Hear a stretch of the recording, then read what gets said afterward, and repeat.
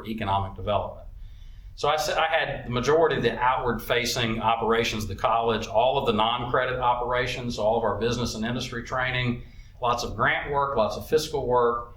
I did a lot of budget work, even though that wasn't in the job description when they hired me, but I did a lot of that.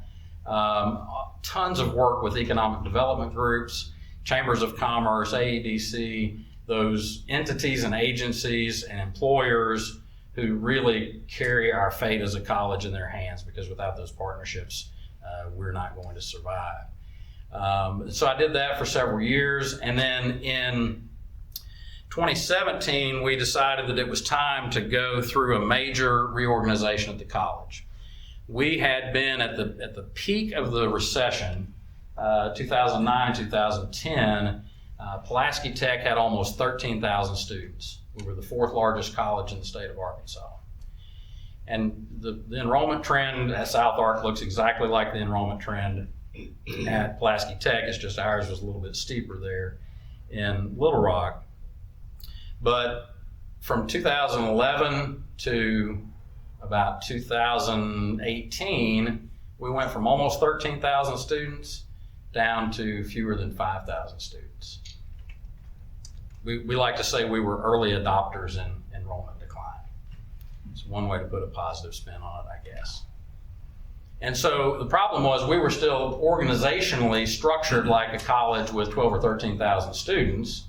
We hadn't adapted as a business entity to the changing times. Now, we were fortunate, we'd been conservative in our budgeting, and so through that decline, we didn't have to lay anybody off. We just let normal attrition take care of our staffing situation. Not the best model, because the people who leave aren't necessarily the ones who you might have wanted to have left, but still, we didn't have to lay anybody off.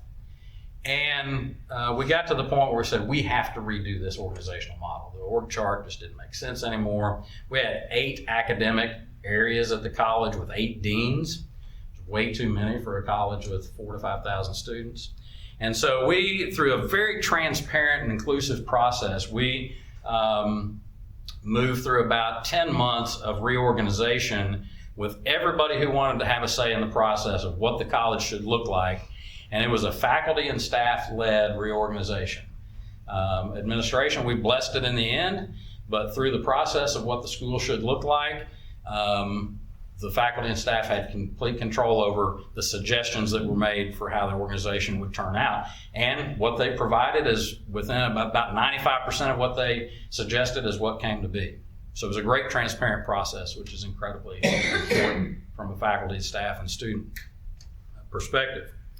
So when all of that was done, there were a lot of positions that we morphed into others. But one of the things we did, we went from 8 academic areas to 3 schools. And so we bundled lots of different divisions into these 3 different schools. And I took responsibility for the School of Technical and Professional Studies, which has about 50% of the programs at the college, about 40% of the student semester credit hour generation at the college. It's a large organization unto itself. So our school, School of Technical and Professional Studies, is larger than many of the 2-year schools in the state of Arkansas. So to give you a little bit of perspective, our student semester credit hour generation in that school is almost identical to the total amount of generation here at South Ark. So from a student population and credit hour generation standpoint, and for those from the public who may not be familiar with higher ed financing, student semester credit hour generation is what our budget is based on. It's tuition and fee generation, so it's a very important number. We've got 5 divisions within the school, and it's broad ranging from all of the non-credit operations that I used to have to our secondary career center, our high school students, our business and IT division, our traditional technical and career ed division, and then our culinary arts and hospitality management division. We've got 35 different programs, about 90 different certificates and degrees, and a little over 100 employees just in the school. So we're a big group, right? It was the right move to change our organizational structure, and we're much better for it today. We went a little bit too far getting lean. We've got some challenges now because we shifted so many people from administrative roles into academic support roles, which is great. We should have people focused on student success and academics much more so than the administrative side of the house, traditional business operations of the college. But we went a little too far, so we're going to have to correct that. Right now, I've got a team of 10 that report to me. I've got 10 direct reports, an associate dean, and then a slew of program directors who are all fantastic, and they take care of the day in and day out business of their divisions very well. I still do an awful lot of outward-facing work within the communities we serve, and so the Chambers of Commerce, AEDC. I was telling Bill that, we were talking about trying to recruit industries to town. That's a big part of what I do, working with AEDC. I'm their education liaison and workforce liaison when they're attracting companies. I recently helped secure CZ USA, which is the first North American production facility for CZ. They're a gun manufacturer from the Czech Republic. They're going to bring about 600 jobs to Little Rock. And then also HMS, a company out of Michigan, is going to bring about 100 jobs to Little Rock. And I was the prime representative for education in both of those processes. So that's how we get to where I am today professionally in running that school. And I spend as much time off campus as I do on campus in my current role, which is good because as a large college in an urban setting, it takes several of us. It takes the chancellor, and it takes the provost, and it takes me to be out there to cover everything that's going on. And we all have our unique and distinct roles that we do. Personally, I'm married. I mentioned Darby, that she's here in town with me. She's an educator. She was a high school teacher. She was a college teacher. She ran the Jackson County Library System for a number of years, and she returned to education. I don't know, I guess leaving the library is not really a return. She shifted back to teaching as library media specialist while we were still in Newport. When we came to North Little Rock, she remained in that role at an inner city elementary school in the North Little Rock district. We have a daughter, Natalie, who's 26. She lives in Harrison with her husband and our grandson, who is 2.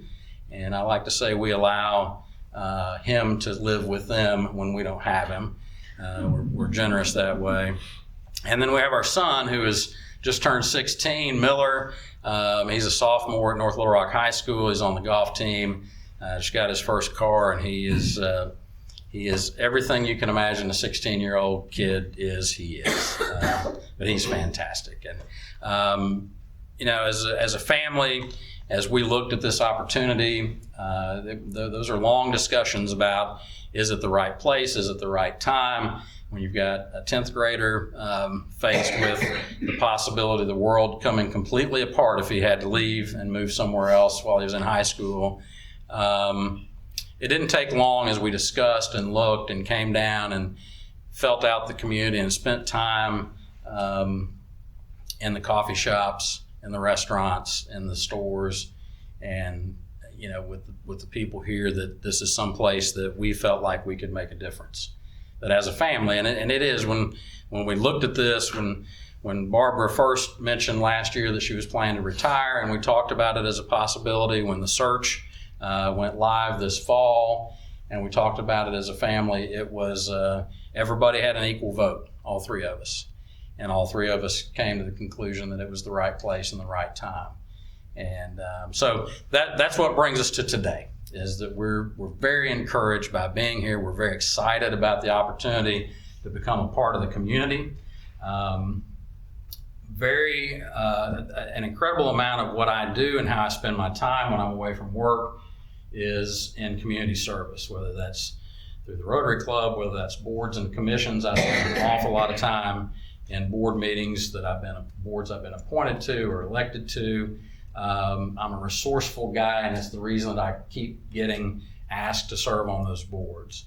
But that's where we get our happy. It's how we find our solutions, is through the church groups we work with, the civic groups we work with. Sometimes it's very public and out front.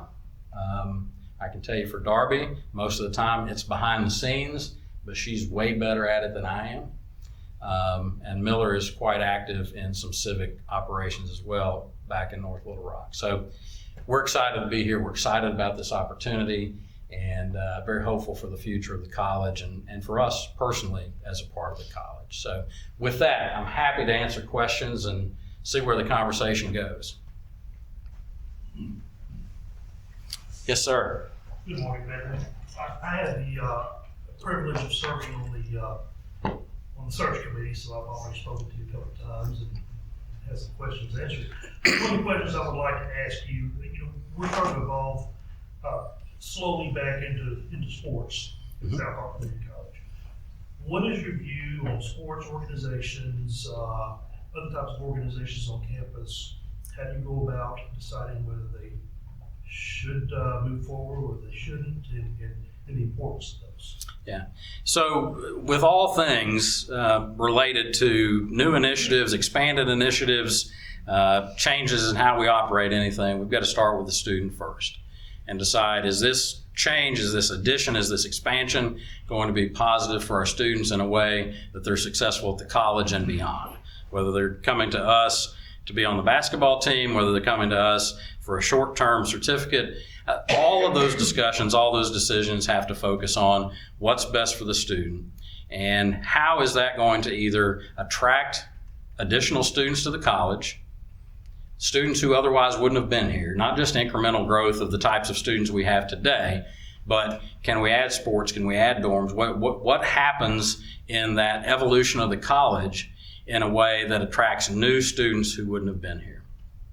How does the addition or expansion of sports lead to students staying longer than they might have? How do we keep them from stopping out? How do we help them through sports or other activities on campus that keep them connected to us in a way that prevents those little life things that happen? Because our students in community colleges, so many of them are on such a thin sheet of ice about if life happens, a flat tire can keep a student from finishing a semester at a community college, unfortunately.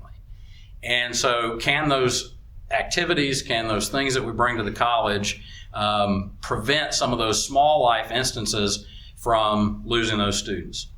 It's an important consideration for that. In the broader sense, we've got to look at sports or dorms or any of those things in the light of, can we afford it? Can we bring those to campus and do it in such a way that we can monetize it? And I don't mean in traditional profit motive, but can we monetize it in terms of we brought more students, and so we've got more students in class, and so we've got more student semester credit hour generation, and so our budget is in a sense, we don't have to raise tuition and fees on all the other students. Is that a possible outcome? How do we research that? How do we use an outside firm? Has enough research already been done that maybe we know the answer to that? How do we gauge popular opinion about what's going on? How many folks do we actually have in the seats of an off-campus gym coming to see these teams the first few games that they've had? How do we gauge that? And how do we do the research? Because the last thing we can have happen is to invest in something like that, spend the state's dollars, spend our students' investment in this school on something that doesn't pay out. Because the first time we do that, the legislature will be brutal, and our community partners are going to be less responsive to our students' needs. And for the foundation folks, they can't afford for us to fail with something like sports or dorms. So I haven't answered your question about whether we should or shouldn't. I don't think we have enough information yet to know what we should or shouldn't do. Is the gym that we've got adequate, or is 96 feet not enough end to end for us to play in? Can we go to the old gym at the high school? Maybe. Could we build a building here, an arena here? Could it get big enough to where we do that?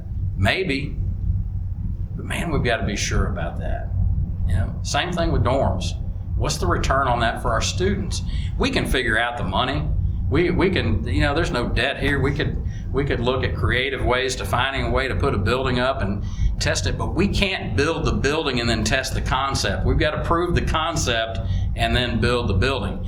And if we don't do it in that order, we run the risk of it being at the peril of all of our other students, because we burden ourselves with debt that's not being serviced by revenue from room and board, or not being serviced by revenue by new donations that come through sports affiliations and sponsorships.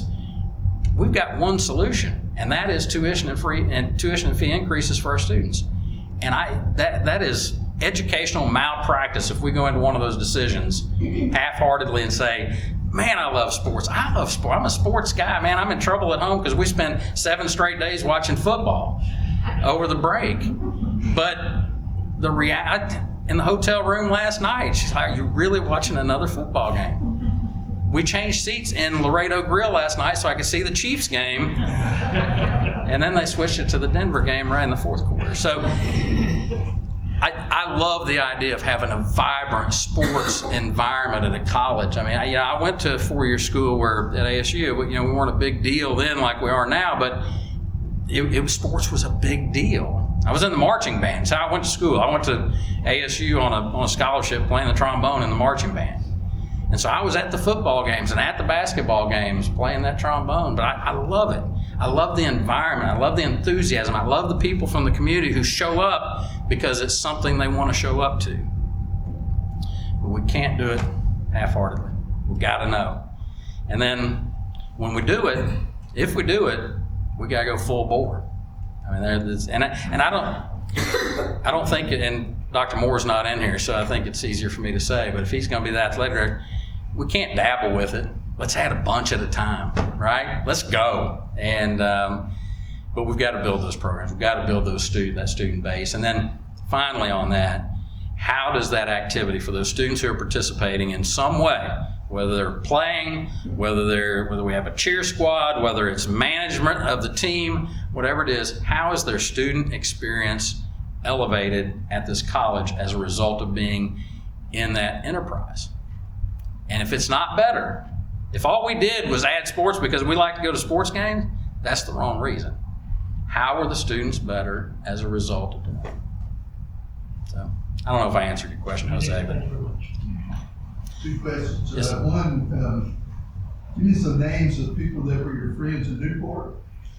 And now I have to think about the ones I'm safe to say. then secondly, I would like to get your take on the foundation itself and what role that serves in your mind. Yeah, so friends in Newport, the Boyce family, Phil Hout, the Kurtner family, McCarty's, the Newells. I don't know, we can go on and on. Okay. So I know the Kurtners. I recognize. I've got a good friend and a fellow coworker that's from Newport. So now who's we that? go up there for the 4-ball. Yeah. A regular basis. Jerry Bullard is. Yeah, I don't know Jerry. Well, he's been in LA for a long time, but he used to play golf with a lot of those guys up there. Yeah, it's always, that 4-ball's a great tournament. Yeah. A really good tournament. So, to the question about the foundation, I've been involved in foundation work at both schools that I've been at, ASU Newport and UA Pulaski Tech. I'm currently an ex officio officer for the UA Pulaski Tech Foundation, serve on their board, and consultant to employer relationships from the foundation board to the business and industry in town.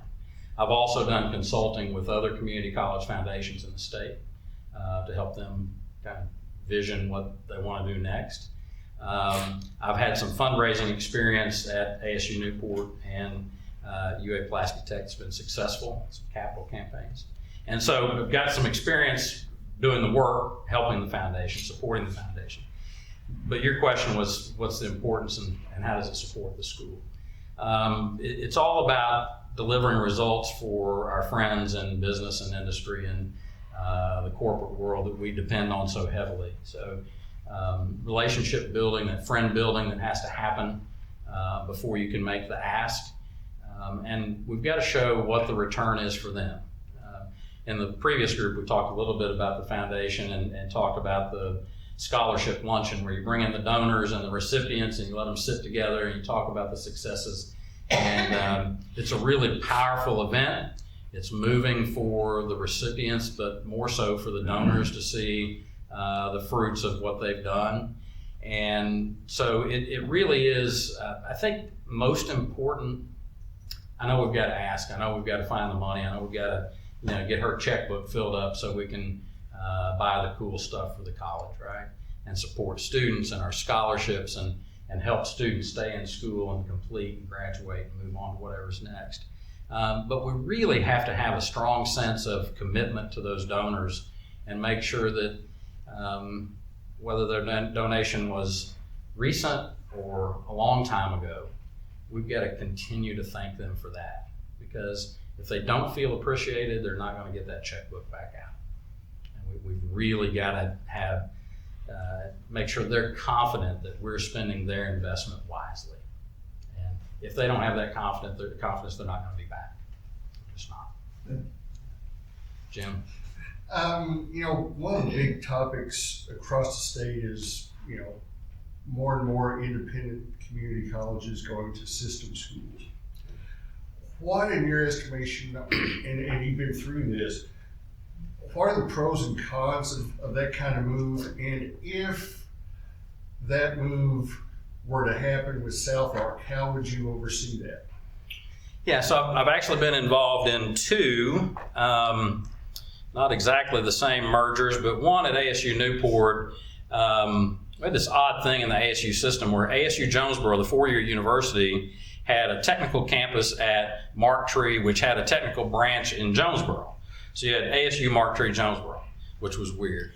But it didn't make a lot of sense for the four-year college to have these two small technical campuses. So we petitioned the system and were successful and said those two technical campuses should reside with ASU Newport. Made more sense, similar programs, nursing and allied health and the traditional vocational and career programs.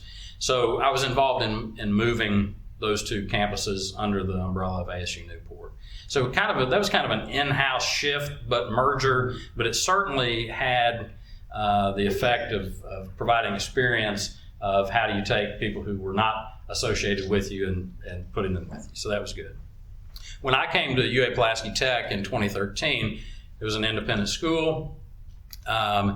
And we talked about the decline in enrollment over time, but so here's the story. I told this earlier, but it's very telling about and a cautionary tale. I had in 2016, I had a legislator come to me and say, we shouldn't be having all these independent schools. It doesn't make any sense. They're wasting all that money. I don't know how that works, but Arkansas Tech at Russellville has Tech in their name, and Pulaski Tech has Tech in their name, so shouldn't those two go together? Doesn't that make sense? Okay, no it doesn't, but let's move on. But it was a wake-up call that if we didn't go ahead and make a move and research the possibility of aligning with one of the systems in the state, somebody else might make the decision for us. And that was a decision I didn't want somebody else making for us. And so we talked with Arkansas State University, and we talked to the University of Arkansas system. And our board of trustees at the time decided that the University of Arkansas system would be the best match for us for a host of reasons.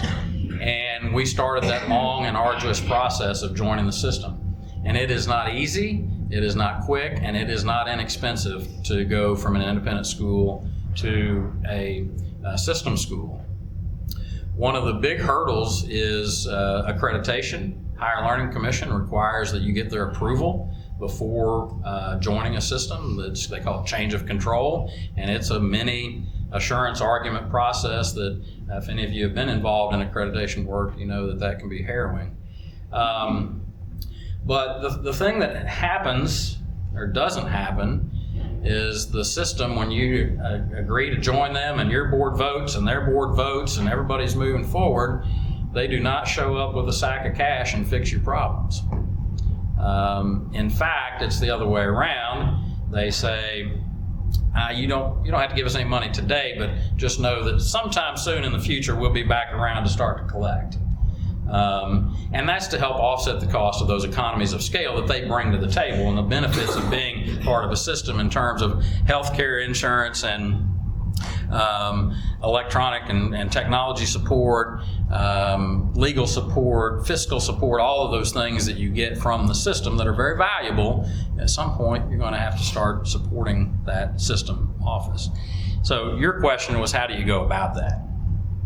And the reality is it's really a two-phase process. One is the decision, should we or should we not? If so, which system? It doesn't take long to decide which one's right and which one isn't. There's some cultural things, I've got really deep connections. I worked in the ASU system. I've worked in the University of Arkansas system. Dr. Welch is a buddy of mine. Dr. Bobbitt and I are pretty close. Those conversations are fairly easy to have, and we've got those connections already. But the reality is, once you make the decision, if it's the right thing to do, then you start the process, and it is arduous. It's, you think about things like logos and names, and there's some Board of Trustees members in here relinquishing control of your local college if you do that. That was a bigger hurdle than I expected at UA-Pulaski Tech. And I had one board member came to me and said, I'm not sure I want to be on the Board of Visitors because I don't have any decision-making authority anymore. And I talked him into staying on the Board of Visitors because I said, we still need your voice to guide us. We still need that. Because you get to the system level, the separation between the college and the Board of Trustees for the system is a wide chasm. You may have a connection with one or two people on the board, but still, they're not connected to daily operations. Local Board of Trustees knows a lot about what's going on at the granular level at an independent college. And so you need that group to stick around. You need, in the perfect model, it's what we did at UA-Pulaski Tech. We continued our Board of Visitors as governor appointees. We still have the exact same rotation. They don't meet on the same schedule that they used to. And while they're in advisory capacity, they still have a great deal of influence on what happens at our college. And that was one that I hadn't thought all the way through when we went through it before. It was a good lesson learned. But we're still not done. We made the switch in early 17 and we're still not finished making the transition. We bought a bunch of signs this summer, but we're not done buying signs. I mean, it's expensive. And we thought, oh, this is going to be cheap because we can just add University of Arkansas across the top of every sign. But we changed our colors and we changed our logo. And, Malvern is going through right now. They changed their entire name. They didn't just add on. They changed the entire name. So it is a huge step. If I had to, my crystal ball is not overly clear on this, but the pressure will continue for independent colleges, independent two-year colleges, to join systems. That's going to continue.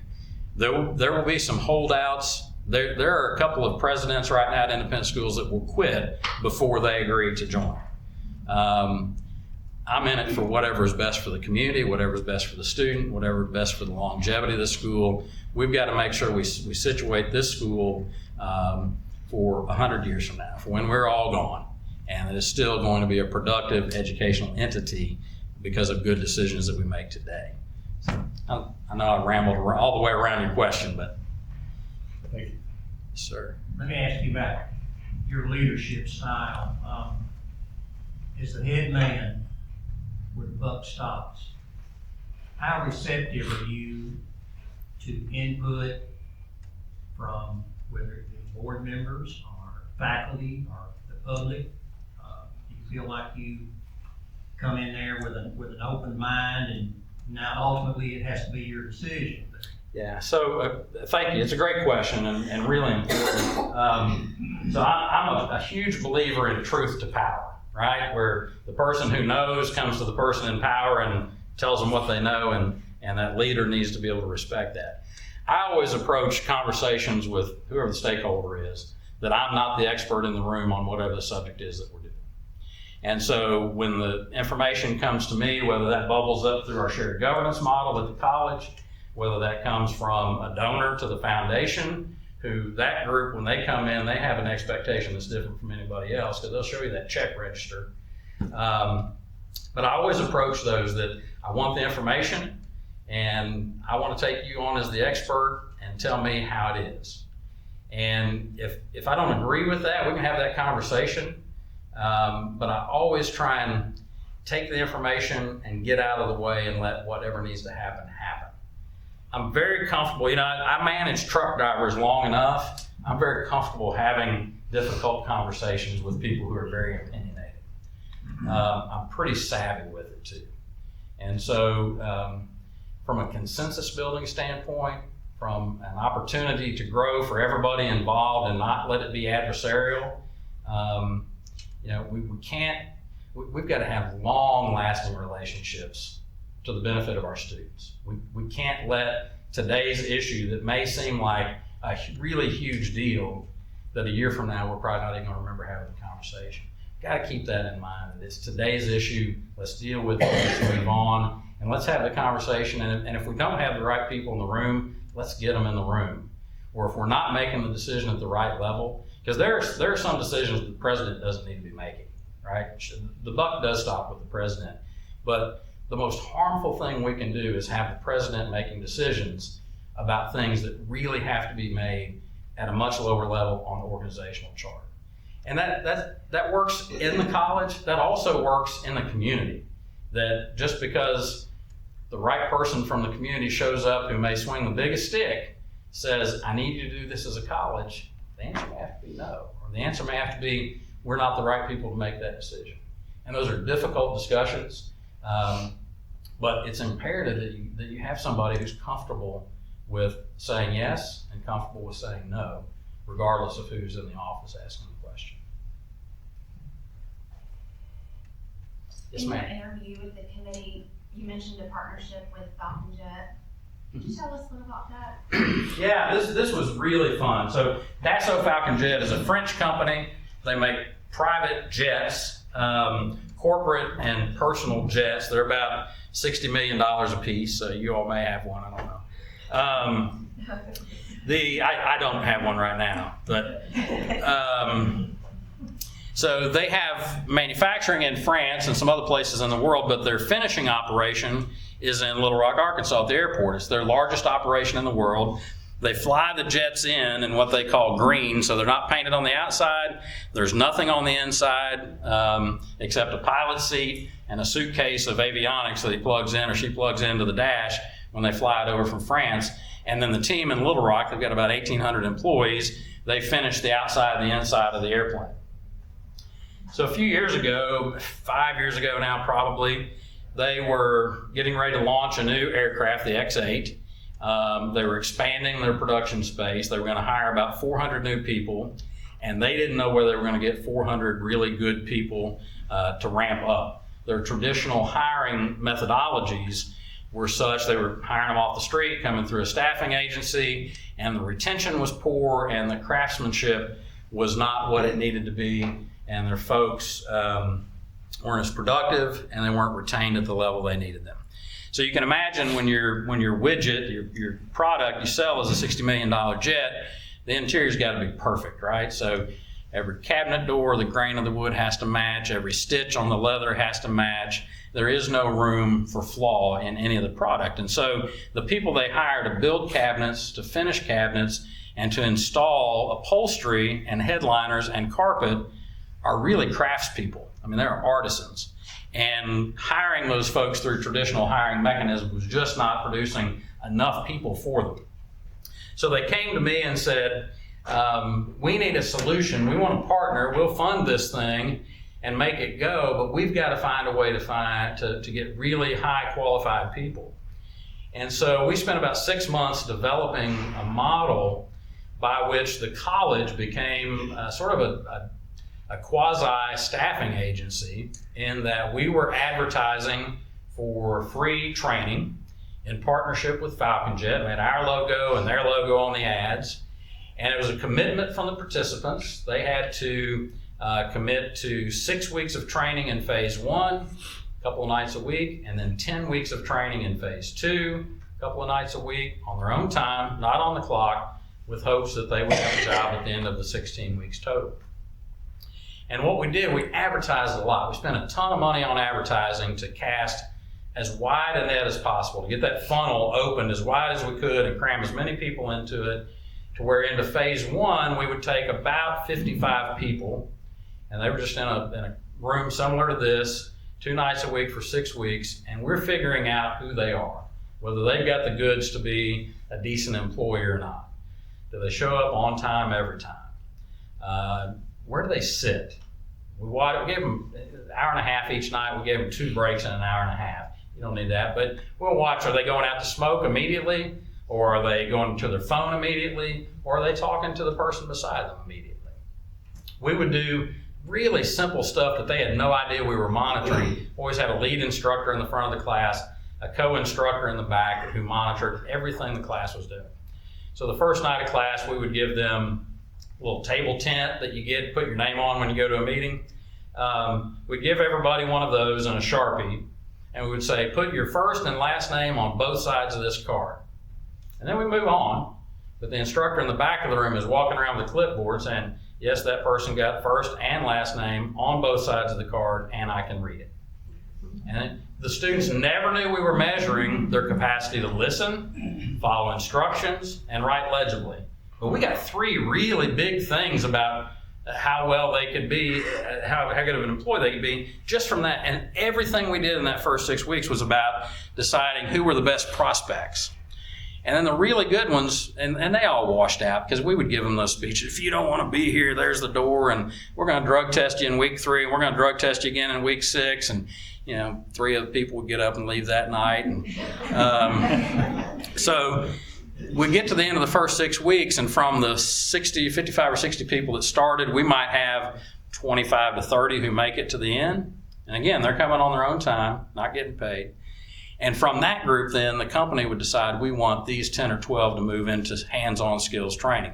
So then phase 2 of that model was hands-on skills. So if they were cabinet builders, upholstery, or cabinet finishing, depending on the class we had put together, they spent 10 weeks doing that work. And we had incredibly high throughput and hire rates. And in the high 90 percentile, if they got through all 10 weeks, they were hired by Falcon Jet. And while Falcon Jet's a private company, they won't share data. Anecdotally, I know who's still working over there. And one thing happened that's really cool. And we've done this now 14 or 16 times, right?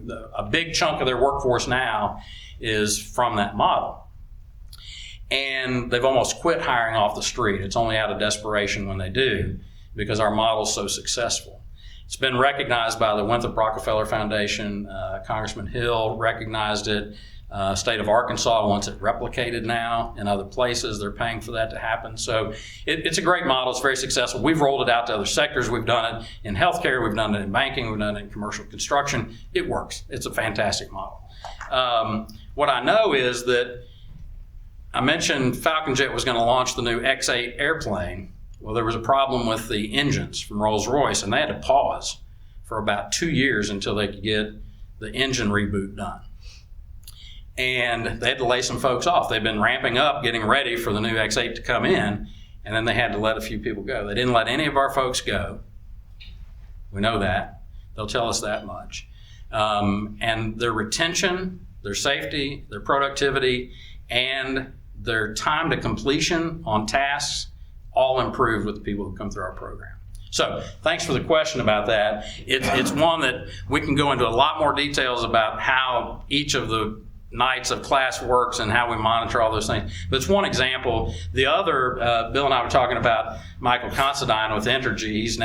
He's moving up. He's number 2 or 3 in the state, I guess, now with Entergy Arkansas.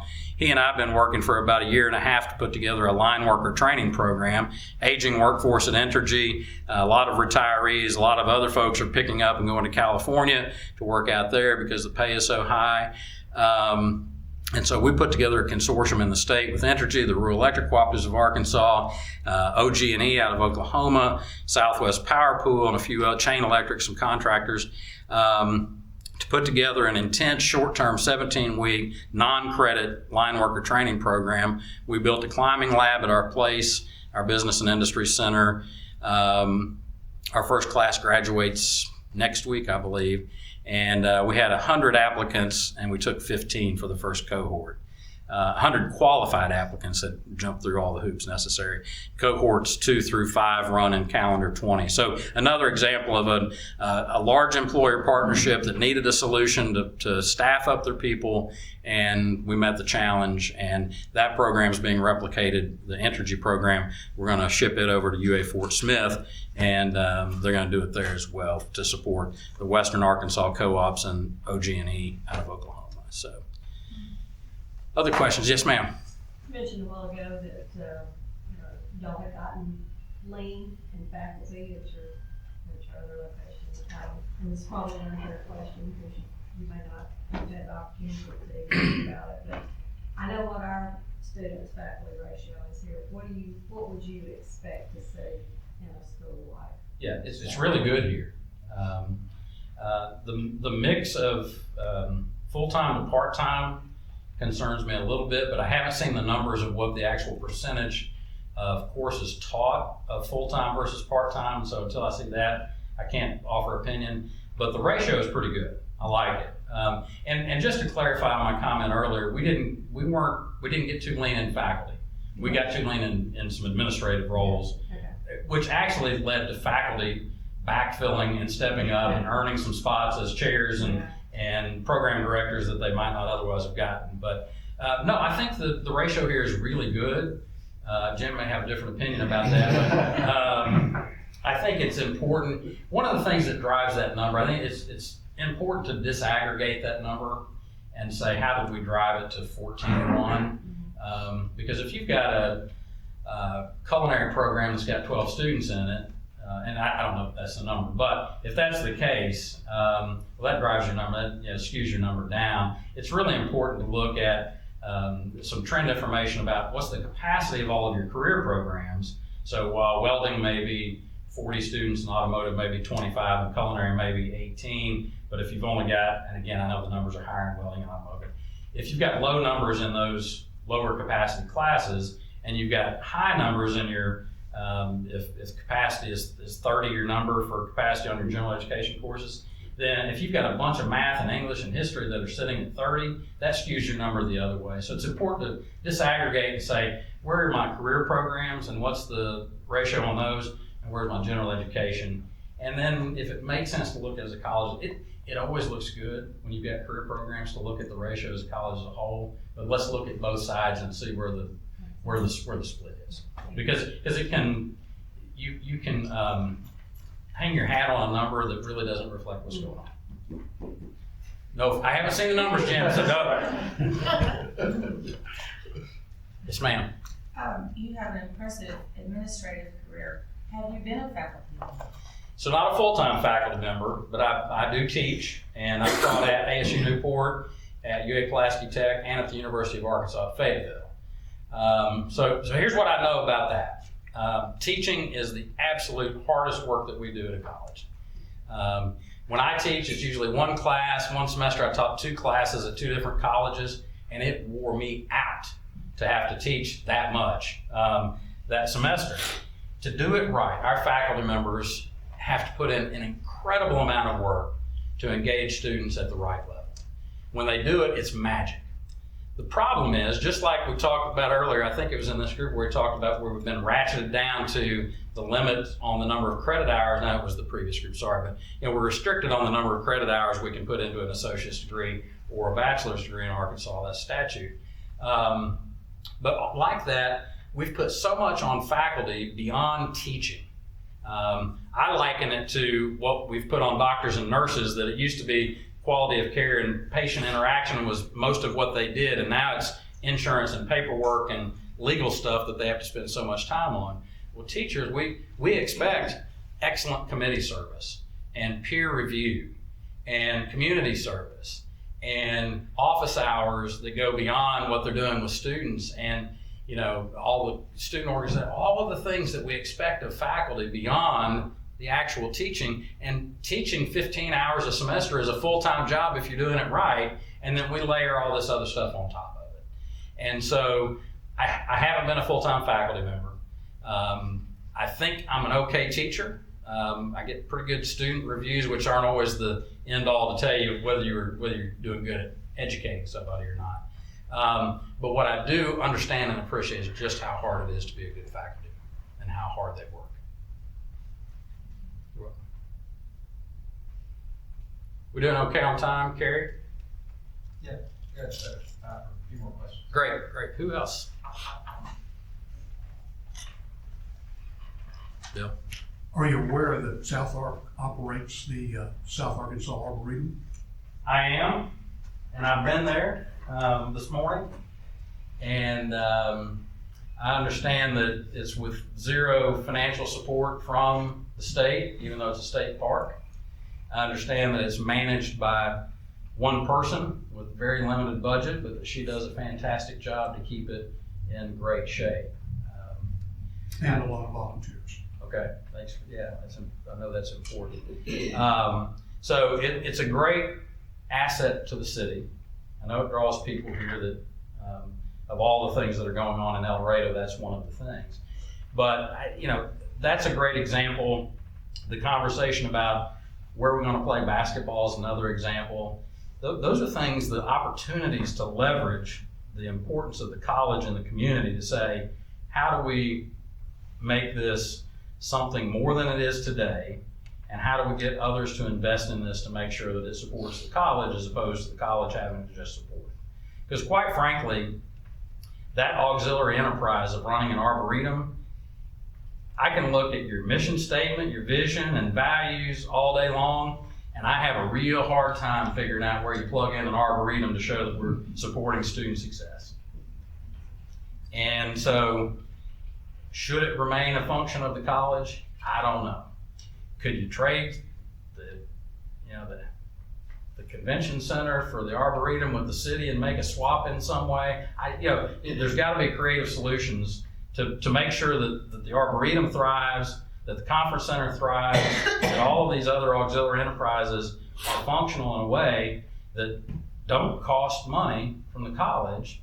And again, we've only got one solution. If we have to raise money, we've got one solution. The state's not going to give us any more.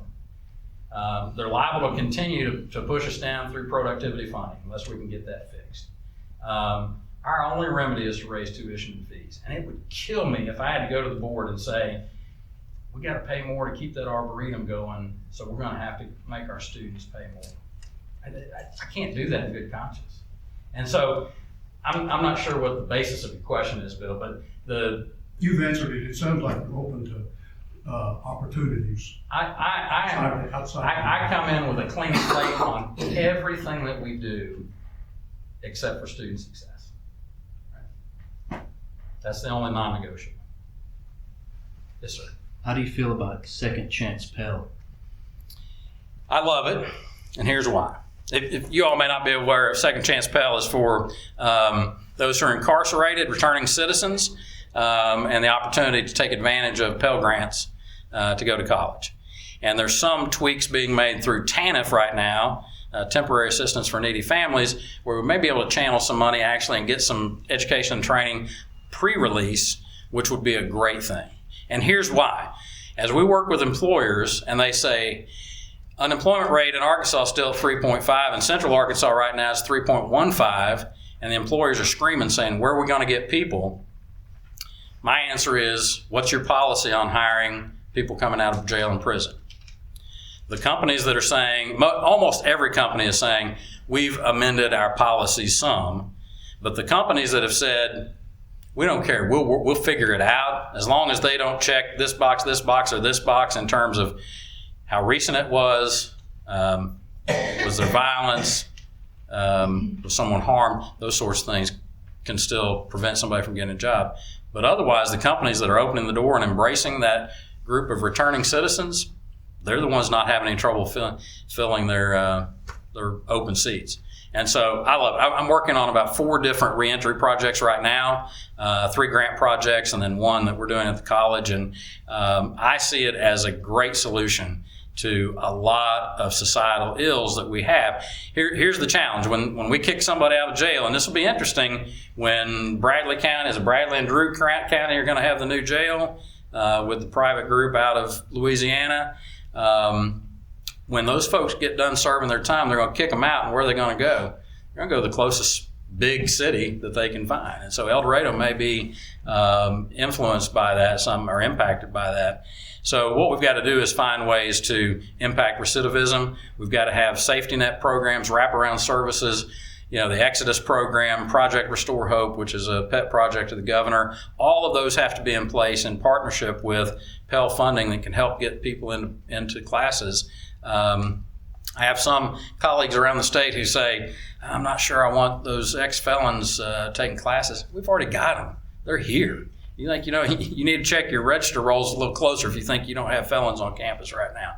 So, yeah, I think it's a great opportunity and one that I'm an advocate for, and it's a boon to our employer partners to have a new pool of prospective employees. Thank you. Mm-hmm. Anybody else? Surely somebody's got something. Okay. I've already asked some questions in the prior session. You mentioned, or Bill mentioned the Arboretum, so that ties in somewhat to the college running the conference center. You probably know a little bit about that. So we'd like to know how you feel about that. I think our 10-year contract, is that right? We're gonna be at Harry? 21. So we've got a year and a half until that's done. And that's a delicate mayor and city council prospect. Right? I don't think the current model is tenable. I think that if and I don't think it has to be a major overhaul of the agreement, but I think that if we don't have some change to the way expenses are shared and revenues are shared across that operation, that the college could find itself in a real tough spot in a hurry. And so I don't know all the details on that, but I'm concerned a little bit over how it was structured in the beginning. It's a good thing to have it. I think that there's an opportunity to monetize that, particularly with everything else that's happening around it. When it went up 10 years ago, well, the rest of that was around it to support it. That's the same reason that CVS and Walgreens build on opposite corners of the same intersection. It's because it builds everybody's business. I think now that we've got Griffin and all the other stuff that's down there, it builds the business. Carrie and I were talking a little bit about perhaps the need for a global entity like a Convention and Visitors Bureau to help bolster use of the conference center. But something's got to happen. Something there is going to have to be negotiated. I would like to think the new mayor is open to that. Council, of course, is another story. You never know. And there may be a city council member in here, but it's going to be a challenge, but it's one that somebody at the college is going to have to be pretty aggressive with finding a solution that's fair to the college and sustainable over time. Because if if that thing's going to evergreen for another 10 years, we've got to make sure that 10 years from now we're protected. How do you feel about TRIO programs? Yeah, I think there's some of the most effective programs that we have, whether it's through Upward Bound or in partnership with Career Pathways, T and TANF and all of those things. But TRIO, in my experience, when it comes down to one-on-one interaction with students who need the most wraparound services, I think those students are impacted more than any other on campus when they connect and accept the help. That's the challenge I see is that you can lead that horse to water, but TRIO is incredible. It's just some of the best work that we do in student support. What about you? You like TRIO? I work for Upward Bound. So yeah, I hope you like it then. Yeah, it's good stuff. It's some of the best work we do. That and Career Pathways. Other questions? I really appreciate the opportunity to talk with you all and the chance to be in town and visit and think about what the future might hold. We're excited about this opportunity, and as a family, we'd love to be here. And as a college administrator, this is a great spot, and we wouldn't be here at this level looking at it if we didn't believe that. So, thank you all for your time. Really appreciate it.